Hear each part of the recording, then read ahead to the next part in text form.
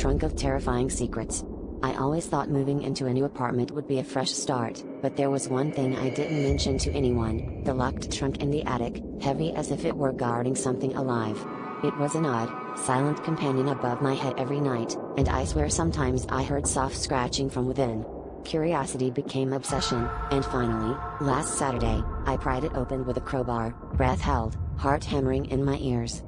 Inside, I found clothes, dozens of outfits, all my exact size and style, even down to the same faded concert tee I wore last week. At the very bottom was a leather-bound diary, its pages yellowed but the ink fresh as if written yesterday. The first entry was dated tomorrow, and as I flipped through, I realized each entry described events in chilling detail: a neighbor's dog gone missing, a fire in the laundry room, a woman's muffled cries echoing through the walls. And at the end of each entry, my name was written as the perpetrator. I laughed it off at first, but that night, I had the most vivid dream. I was standing in front of my neighbor's apartment, coaxing their dog outside. The next morning, I woke up with muddy shoes and dog hair on my jacket. The diary had another entry, perfectly matching the events I couldn't remember but somehow knew were true. I tried locking the trunk back up, but the clothes now hung in my closet, and the diary never left my bedside table.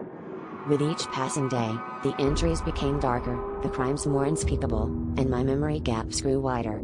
Tonight's final entry is already written.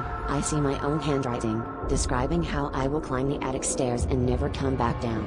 As I read these words, I hear the scratching from inside the trunk again, but now, I realize it's coming from the inside of my own head.